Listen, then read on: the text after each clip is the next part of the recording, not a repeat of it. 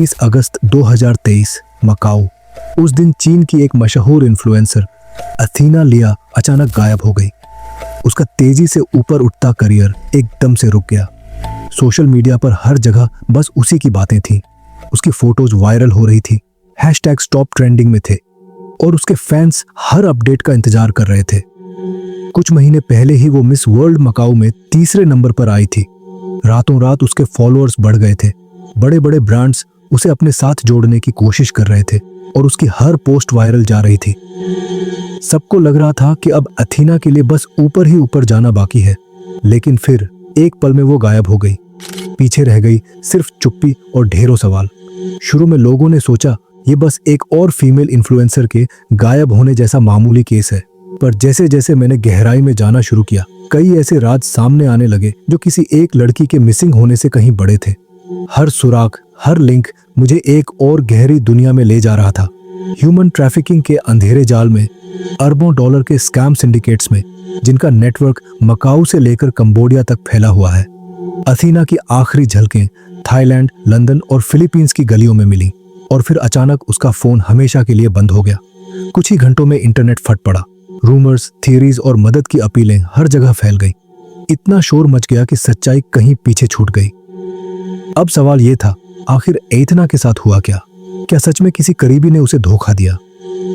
उस गर्मी के दिन से शुरू हुई ये कहानी सिर्फ एक मिसिंग केस नहीं थी, ये तो एक बहुत बड़ी ग्लोबल साजिश का चेहरा बन गई। इसमें ऑर्गेनाइज्ड क्राइम, सोशल मीडिया के खतरे और डिजिटल फेम की असली हकीकत सामने आने लगी। ये कहानी सिर्फ अथीना की नहीं है, ये उस बड़े स्कैम का सिरा है जो आज भी खुल रहा है। और सच ये है कि अगला शिकार कोई भी हो सकता है। नमस्कार, मैं हूं साइलो और आप देख रहे हैं हिंदी क्राइम एक्सपोज। अगर आपको सच्चे अपराध की कहानियां जानने का शौक है और आप हर केस की गहराई तक जाना चाहते हैं तो इस चैनल को अभी सब्सक्राइब कर लीजिए। वीडियो अच्छा लगे तो लाइक करना मत भूलिएगा और अपनी राय नीचे कमेंट्स में जरूर बताइए। चलिए अब कहानी में आगे बढ़ते हैं।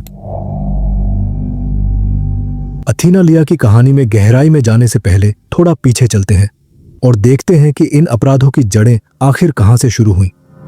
क्योंकि म्यांमार में जो हो रहा है वो कोई दूर की बात नहीं है, ये तो हमारे घर के बिल्कुल पास भारत की दहलीज पर हो रहा है और इसका खतरा हम भारतीयों के लिए बहुत सीरियस है। 2021 में म्यांमार में सेना ने अचानक सत्ता पर कब्जा कर लिया और वहां सिविल वॉर छिड़ गया। सरकार और कानून व्यवस्था के टूटने के बाद वहां ऑर्गेनाइज्ड क्राइम का बोलबाला हो गया। थाईलैंड और भारत की सीमाओं के पास इन गिरोहों ने बड़े बड़े स्कैम कंपाउंड्स बना लिए, जैसे कि पार्क और म्यावद्दी। ये जगह दरअसल ऐसे कैंप हैं जहां लोगों को धोखे से लाकर कैद किया जाता है, मारा पीटा जाता है और उनसे जबरदस्ती ऑनलाइन स्कैम करवाया जाता है, जैसे वो किसी आधुनिक गुलामी के शिकार हों। अब यूनाइटेड नेशंस इसे एक मानवता की बड़ी आपदा बता चुका है।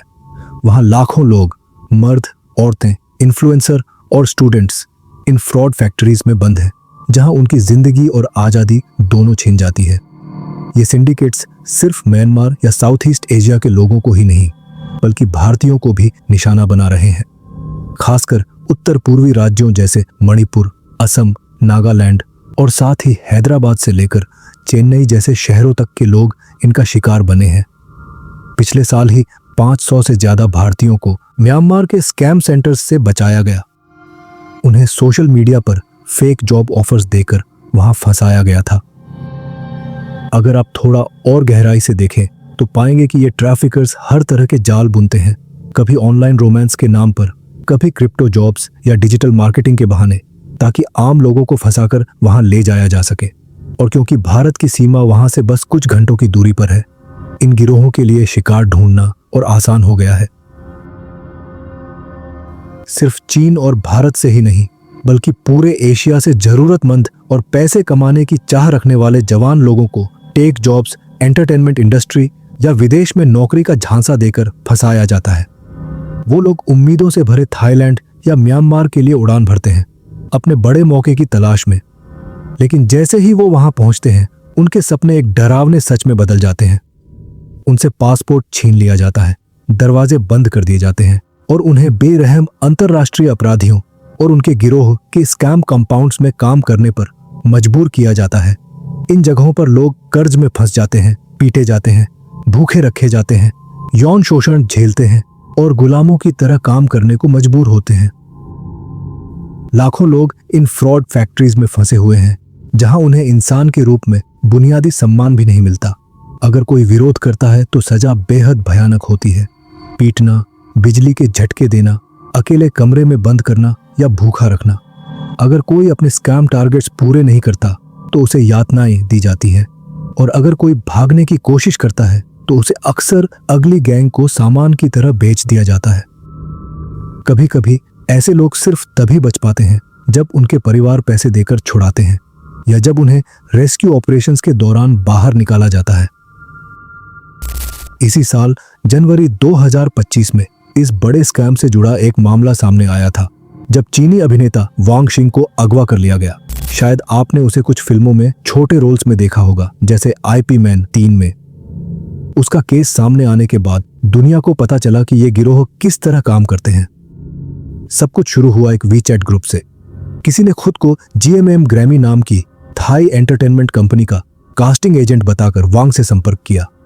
ये कंपनी असली थी और उस एजेंट ने कहा कि वांग को एक नए रोल के लिए चुना गया है और वो इस रोल के लिए परफेक्ट है, उसकी जगह कोई और नहीं ले सकता।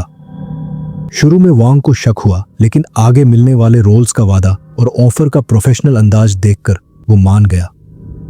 3 जनवरी 2025 को वांग थाईलैंड के बैंकॉक के लिए फ्लाइट पकड़ता है। एयरपोर्ट पर उसे लेने के लिए एक कार आई। बाद में पता चला कि वो कार असल में मानव तस्करों के गिरोह की थी।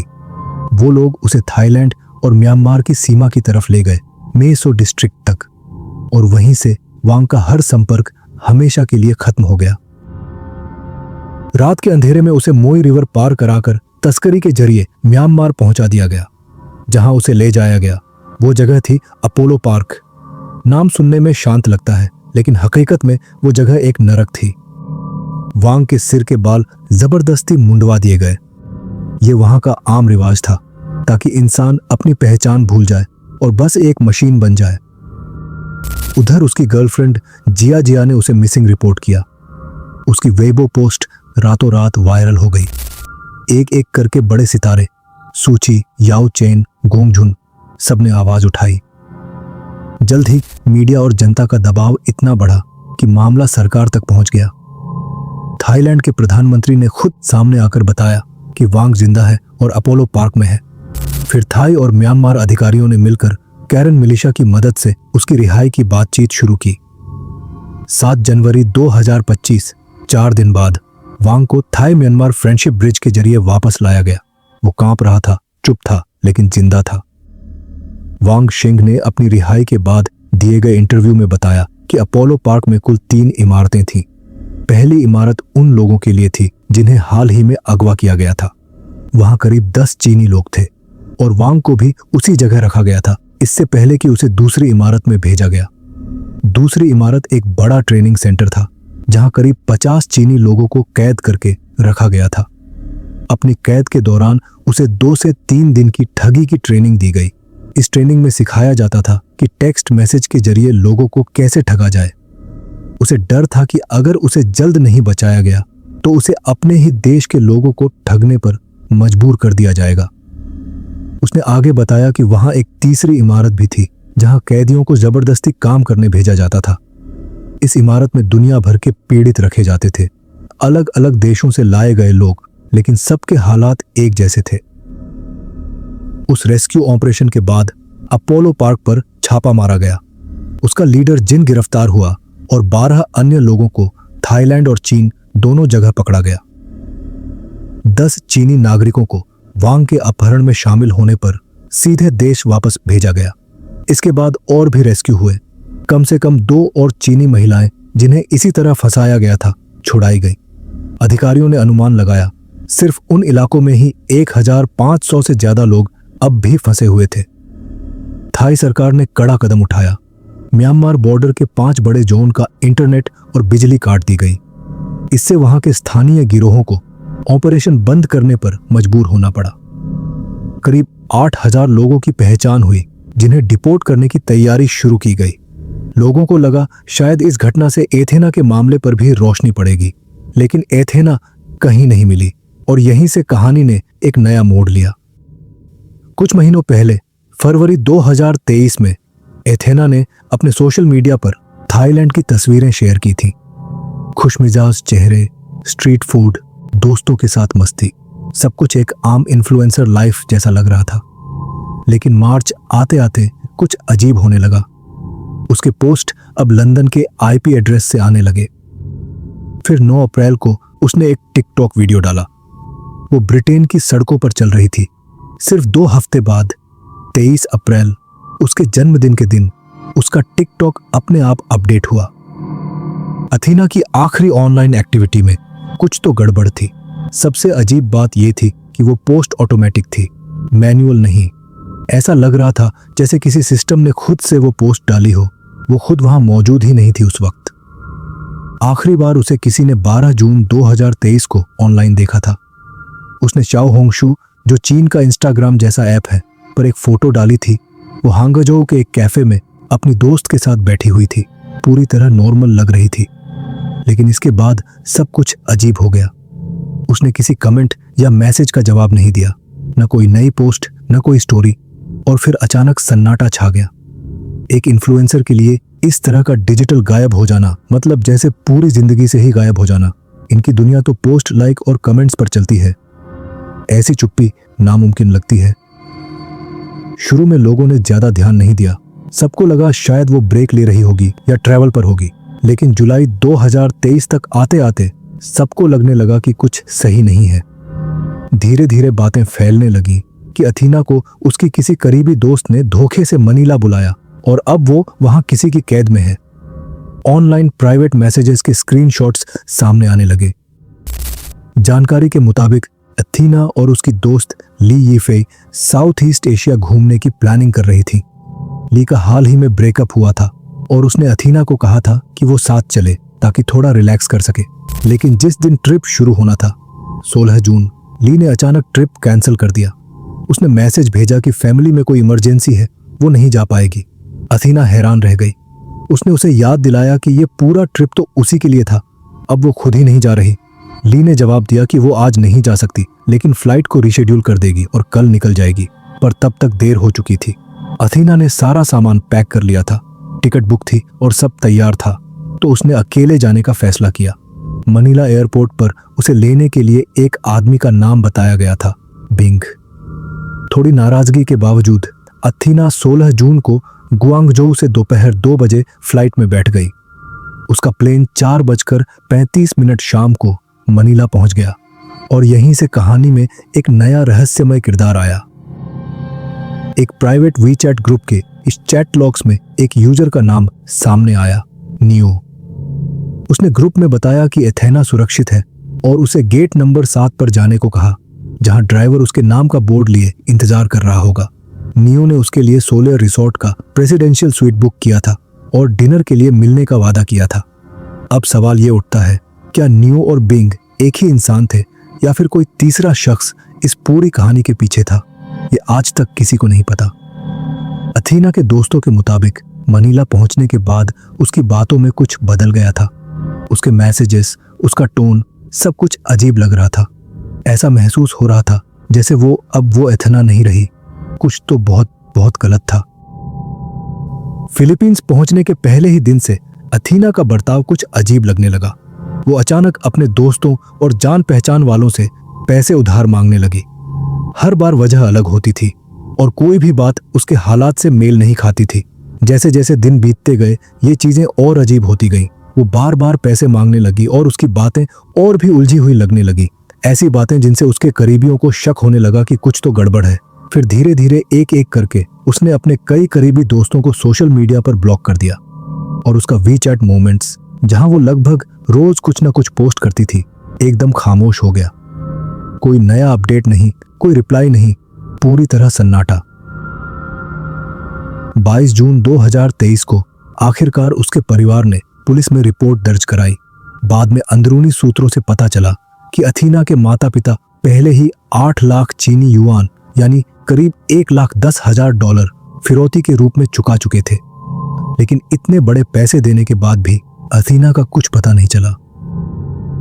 अब सबकी नजरें एक ही नाम पर टिक गईं, ली यीफेई, वही दोस्त जिसने आखिरी वक्त पर ट्रिप कैंसिल कर दी थी। इंटरनेट पर बवाल मच गया, लोग जवाब मांगने लगे।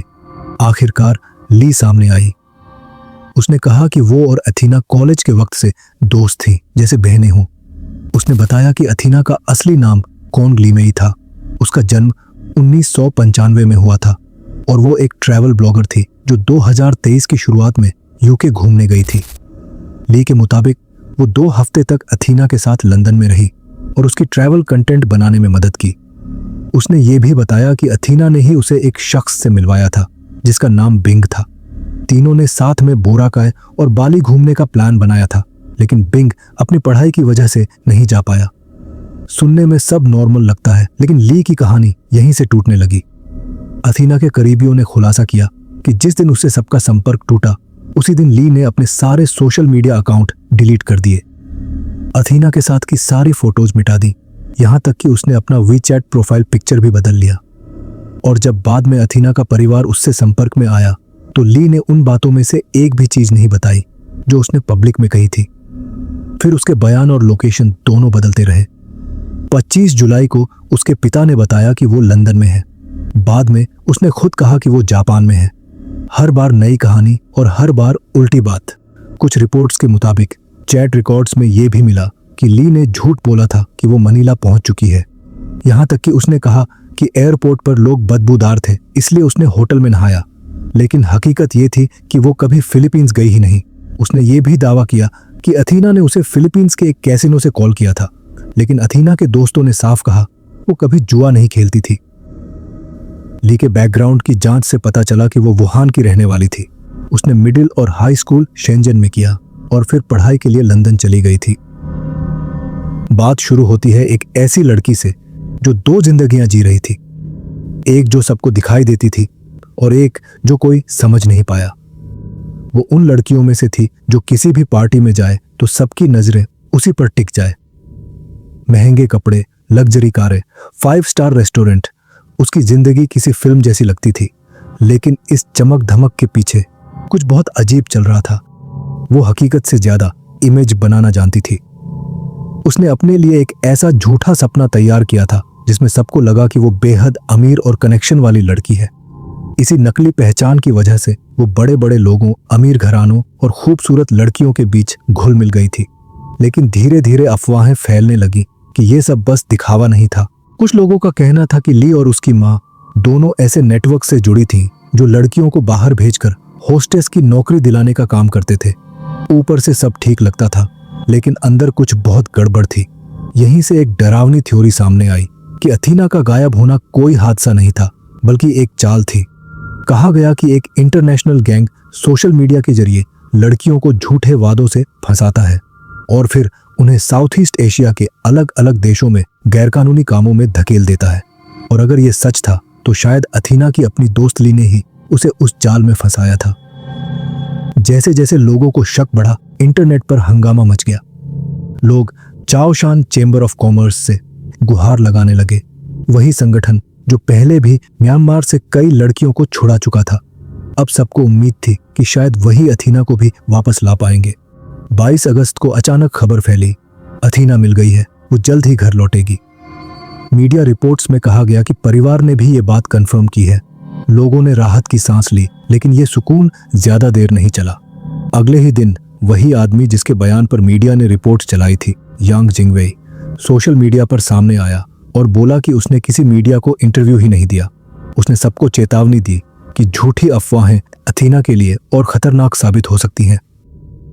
और फिर कहानी ने अचानक एक नया मोड़ लिया। कुछ लोगों ने देखा कि अथीना का नाम निंगबो पुलिस के एक वीडियो में दिख रहा था। वो वीडियो ऑनलाइन फ्रॉड और ह्यूमन ट्रैफिकिंग के शिकार लोगों की लिस्ट दिखा रहा था। यहीं से लोगों को समझ आया कि मामला बहुत गहरा है। कुछ हफ्ते बाद 7 सितंबर 2023 को एक ब्लॉगर बैंकॉक ओल्ड फाइट नाम से सामने आया और उसने एक चौंका देने वाला दावा किया।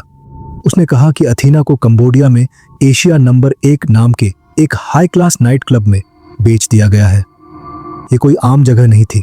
उस ब्लॉगर के मुताबिक ये कंबोडिया का सबसे लग्जरी और महंगा क्लब था, जहां सिर्फ अमीर और ताकतवर लोग आते थे। अंदर जो लड़कियां काम करती थीं उन्हें खुलेआम खरीदा बेचा जाता था और एक बार डील हो जाए तो उनके साथ क्या होता है उस पर उनका कोई कंट्रोल नहीं रहता था। पहले तो किसी ने उस ब्लॉगर की बात पर यकीन नहीं किया, लेकिन फिर इंटरनेट पर एक वीडियो आया। उसमें एक औरत को बाल पकड़कर क्लब के पीछे की तरफ घसीटा जा रहा था। ब्लॉगर का दावा था वो अथीना है। उसने तो यहां तक कहा कि एक टेलीग्राम चैनल पर अथीना की सर्विसेज का विज्ञापन चल रहा है, $10,000 प्रति घंटा, और उसके नाम और खूबसूरती का इस्तेमाल अमीर क्लाइंट्स को फंसाने के लिए किया जा रहा है। अब यहां साफ कर दूं, ये सब बातें उस ब्लॉगर के दावे थे, कोई पुख्ता एविडेंस नहीं मिला था। लेकिन जो बात इसके बाद हुई उसने सबको हिला दिया। कुछ लोगों ने सीधे एशिया नंबर 1 क्लब के सोशल मीडिया पेज पर जाकर पूछा अथीना कहाँ है, और सिर्फ एक दिन बाद जवाब मिला।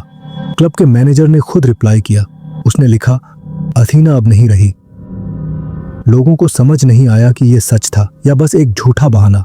कुछ का कहना था कि अथीना को क्लब पहुंचने से पहले ही बहुत टॉर्चर किया गया था, जिससे उसका शरीर बुरी तरह टूट चुका था, और कुछ ने कहा उसे मरने के बाद समुद्र में फेंक दिया गया। जैसे ही लगता है कि केस अब शायद और नहीं जा पाएगा, नए सुराग सामने आते हैं और रहस्य और बढ़ जाता है। एशिया नंबर 1 वो नाइट क्लब जिसने सोशल मीडिया पर हलचल मचा दी थी, 12 सितंबर 2023 को अचानक बैन कर दिया गया। लेकिन अफवाहें खत्म नहीं हुई। 2024 में खबरें आईं कि अथीना, जो 1 साल से ज्यादा समय से गायब थी, कैम्बोडिया के जिंगबे कसिनो में देखी गई थी। ऑनलाइन फोटो और वीडियो सामने आए जिनमें कई जवान लड़कियों को इवनिंग गाउन में दिखाया गया। उनकी कमर पर नंबर लगे थे। उनमें एक लड़की पिंक ड्रेस में थी, बैज नंबर 66, हाथ सामने जोड़कर खड़ी। कई लोगों ने कहा कि यह अथीना ही लग रही थी। कैसीनो जाने वाले लोगों ने भी यही बताया। अटकलें तेज हो गई। क्या अथीना को इस सिंडिकेट ने कंट्रोल में रखा और कैसीनो में काम करने के लिए मजबूर किया? फिर 2024 के आखिर में किसी ने बताया कि चाओशान बिजनेस एसोसिएशन ने अथीना को बचा लिया है। कहा गया कि उन्होंने उसे रिहा करवाया और अब वह चीन में इलाज करवा रही है। हालांकि इसकी कोई ऑफिशियल कन्फर्मेशन नहीं हुई। कुछ लोगों का कहना है कि कैद के दौरान उसने एक बच्चे को जन्म दिया, जिसका पिता उस स्कैम कंपाउंड का एक सीनियर सदस्य था। एथेना का सोशल मीडिया प्रोफाइल अब गुआंगडोंग लोकेशन दिखाता है, लेकिन लोगों का मानना है कि यह सच नहीं है और असली आईपी एड्रेस छिपाया गया है। अथीना और चाओशान बिजनेस एसोसिएशन दोनों ने अब तक इस मामले पर कोई बयान नहीं दिया। शायद अगर उसे सच में बचा लिया गया है तो उसकी प्राइवेसी बनाए रखना ज्यादा जरूरी है। लेकिन सवाल अभी भी वही है, क्या किसी ने फिलीपींस के इमिग्रेशन रिकॉर्ड्स की जांच की? आज के दौर में जब हर जगह सीसीटीवी कैमरे लगे हैं, तो फिर कोई इतनी आसानी से कैसे गायब हो सकता है? अथीना लिया अब कहाँ है और उसके साथ क्या हुआ? तो आज की कहानी बस यहीं तक। मैं फिर आऊंगा एक नई कहानी लेकर। तब तक के लिए अपना ख्याल रखें। नमस्कार।